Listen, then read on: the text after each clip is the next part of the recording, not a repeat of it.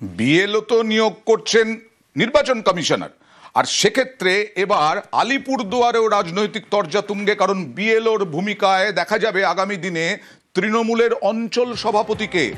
এখানেই রাজনৈতিক তরজা তুঙ্গে। বিএলওর নিরপেক্ষতা নিয়ে প্রশ্ন তুলে সরব বিজেপি। সরাসরি চলে যাব প্রতিনিধি রাজকুমারের কাছে। কিছুক্ষণ আগে মালদার অভিযোগ শুনছিলাম, তৃণমূলের চক্রান্ত বলা হচ্ছে। যাই হোক, রাজনৈতিকভাবে বলতেই পারেন, কিন্তু সেক্ষেত্রে তো নির্বাচন কমিশনই তো বিএলও নিয়োগ করেছেন। কি করবেন তৃণমূলের অঞ্চল সভাপতি?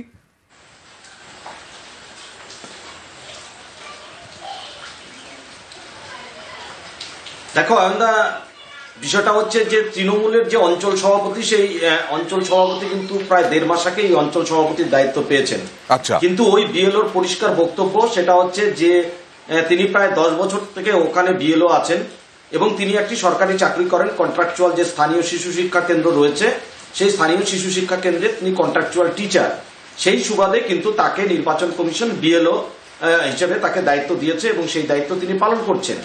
সেখানে তার কোনো রাজনৈতিক বিষয় নেই এবং সেই বিএলও দাবি করেছে তিনি নিরপেক্ষভাবে এই কাজ করেন।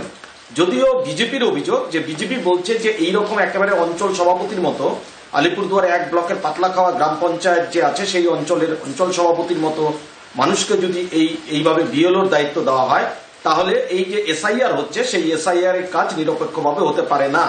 সেই কারণে তারা সেই বিএলওকে সরিয়ে দেওয়ার দাবি তুলেছেন। এখন দেখার যে নির্বাচন কমিশন কি করে, দেখার নির্বাচন কমিশন কি পদক্ষেপ করে। অঞ্চল প্রেসিডেন্ট যে আমি হলাম গত 2 মাস হলো। আমার নিষ্ঠার সঙ্গে এই 12/32 বিএলও আমি দীর্ঘদিন থেকে করে আসতেছি।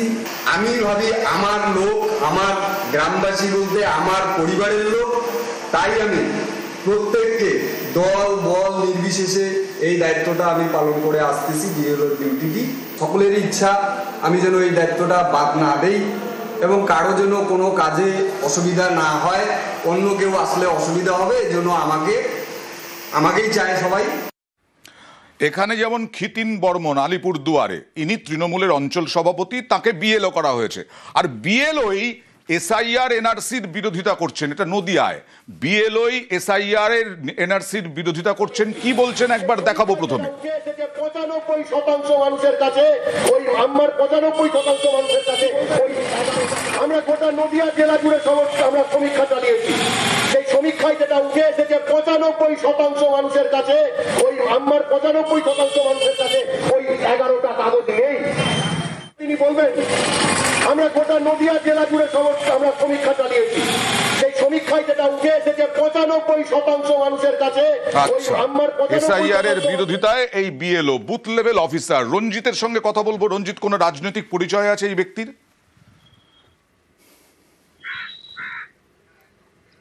দেখো, সাম্প্রতিককালে একটি সংগঠনের হয়ে একটি স্বেচ্ছাসেবী সংগঠনের হয়ে শান্তিপুরে দাঁড়িয়ে এসআইআর এবং এনআরসির বিরোধিতা করে তার যে ভিডিও প্রকাশ্যে রয়েছে, সেখানে তিনি একেবারে বিরোধিতা করছিলেন। তবে তিনি পেশায় স্কুল শিক্ষক এবং 196 নম্বর বুথের তিনি বিএলও রয়েছেন এবং তার যেটা বক্তব্য যে রাজনৈতিক মতামত বা ব্যক্তিগত মতামত এবং সরকারি কাজ, তবে এখনো পর্যন্ত এই বিষয়ে কোনো অভিযোগ হয়নি। তবে বিডিওর যেটা দায়িত্ব বক্তব্য রয়েছে, যে বিডিওর বক্তব্য যে কেউ যদি তার ব্যক্তিগত মতামত যদি প্রকাশ করে সেটা আলাদা বিষয়, তবে তার যে সরকারি দায়িত্ব, সেই সরকারি দায়িত্ব নিয়ে কেউ কিন্তু এখনো পর্যন্ত কোনো অভিযোগ দায়ের করেনি। দেখা যাক। আমি যা বলেছি প্রকাশ্যেই বলেছি। এখন যদি কেউ অভিযোগ করেন বা ইত্যাদি করেন, সেটা করবার তাদের স্বাধীনতা আছে, সেটা তারা করতেই পারে।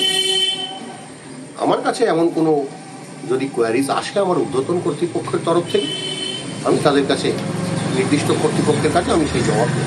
বাড়ি বাড়ি গিয়ে তাহলে কি বলবেন? যে আমি কালকে যে কথাটা বলেছি সেটা একজন স্বাধীন ব্যক্তি হিসেবে আমার রাজনৈতিক কাজ